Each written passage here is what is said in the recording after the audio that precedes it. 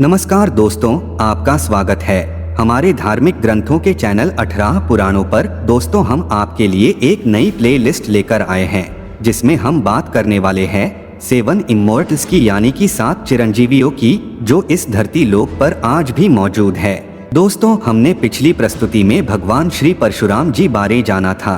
अब हम एक बहुत ही इंटरेस्टिंग कैरेक्टर की ओर जाते हैं। दोस्तों, जब हम 7 चिरंजीवियों की बात करते हैं तो अक्सर उन लोगों की बात करते हैं जिन्हें इमॉर्टल्स होने का वरदान मिला था, जो किसी विशेष लक्ष्य के कारण आज भी जीवित हैं। लेकिन इन चिरंजीवियों की लिस्ट में एक नाम ऐसा भी है जो वरदान के कारण नहीं बल्कि एक श्राप के कारण आज भी जीवित है, और उनका नाम है अश्वत्थामा। यह महाभारत का एक बहुत ही इम्पोर्टेंट कैरेक्टर है, एक ऐसा कैरेक्टर जो अपने आप में बहुत शक्तिशाली था, जो पांडवों और कौरवों के गुरु द्रोणाचार्य का बेटा है, जिसके पास असीम शक्तियां थीं, यहाँ तक कि उसे ब्रह्मास्त्र का उपयोग करना भी आता था। पर उसने अपने जीवन में कुछ ऐसी गलतियां की जिसके लिए उसे भगवान श्री कृष्ण ने एक श्राप दिया। आज अगर आपसे कोई कहे कि किसी एक शख्स ने सोते हुए 5 बच्चों को जान से मार दिया, तो अब क्या कहेंगे? आप कहेंगे कि वो कितना निर्दयी होगा, उसमें इंसानियत होगी ही नहीं, क्योंकि कोई भी जीता जागता इंसान ऐसा काम करने से पहले कई बार सोचेगा। खास तौर पर जब बच्चों को मारने की बात आती है तो लोग उनका मासूम चेहरा देखकर ऐसा कर नहीं पाते। कई बार टेररिस्ट भी बच्चों को छोड़ देते हैं, लेकिन अश्वत्थामा की कहानी कुछ ऐसी ही है। दोस्तों, अश्वत्थामा ने महाभारत के युद्ध में कौरवों की ओर से लड़ाई की थी। अश्वत्थामा ने कौरवों को जिताने का भरसक प्रयास किया और काफी हद तक उन्होंने पांडवों को भारी नुकसान भी पहुंचाया, क्योंकि जैसे हम बात कर चुके हैं, उनके पास ब्रह्मास्त्र था और भी बहुत सारे डिवाइन अस्त्र शस्त्र थे जिनकी उन्हें जानकारी थी, लेकिन फिर भी सच्चाई की जीत हुई। पांडव ही जीते और कौरव हार गए, और अश्वत्थामा को ये हार बर्दाश्त नहीं हुई। वो अपने सबसे अच्छे मित्र दुर्योधन को युद्ध भूमि में मरते समय दर्द में तड़पता देख विचलित हो उठे, और उन्होंने दुर्योधन से प्रतिज्ञा की कि वह पांडवों के वंश का नाश कर देंगे, और इसके लिए वो चले गए पांडवों के शिविर की ओर, और पांडवों के सोते हुए 5 बच्चों को, जो पांचों पांडवों के समान दिखते थे, उन्हें मौत के घाट उतार दिया। लेकिन उसके बाद भी अश्वत्थामा को शांति नहीं मिली। उसने अर्जुन के बेटे अभिमन्यु की विधवा पत्नी उत्तरा के गर्भ में पल रहा बच्चा, जिसका नाम बाद में परीक्षित रखा गया, अश्वत्थामा ने उसे भी मारना चाहा, और इसके लिए उसने ब्रह्मास्त्र का उपयोग किया था।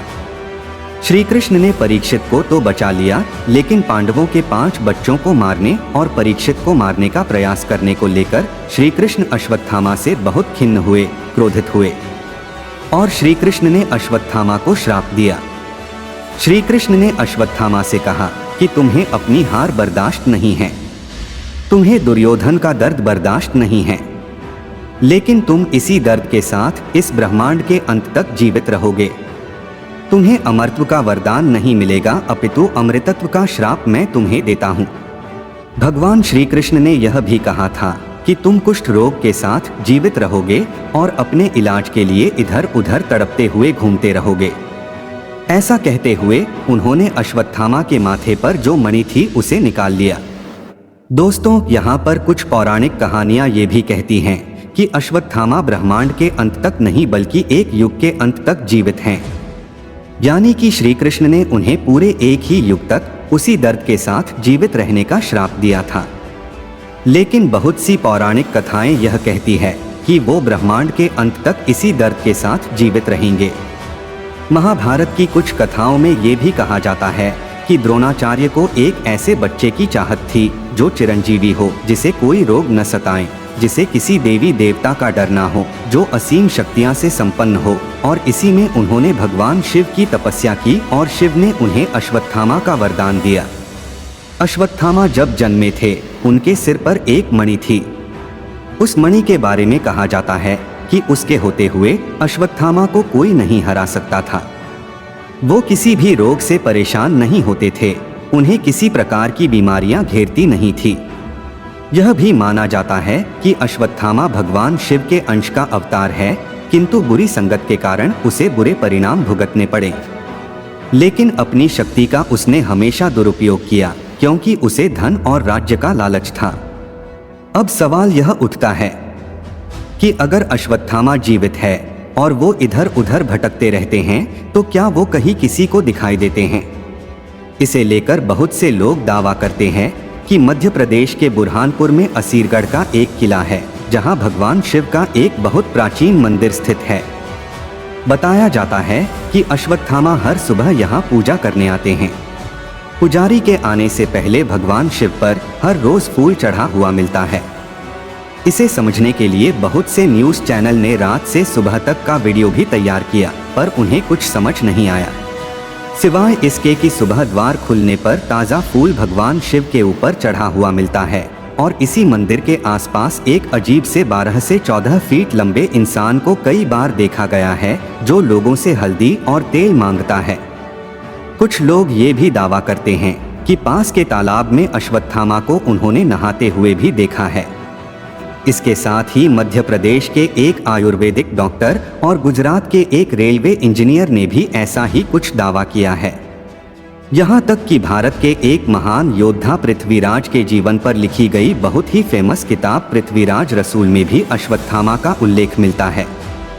इस किताब में बताया गया है कि जब पृथ्वीराज चौहान मोहम्मद घोरी से हारने के बाद भटकते हुए जंगल की ओर चले गए, तब उनकी भेंट जंगलों में अश्वत्थामा से हुई थी।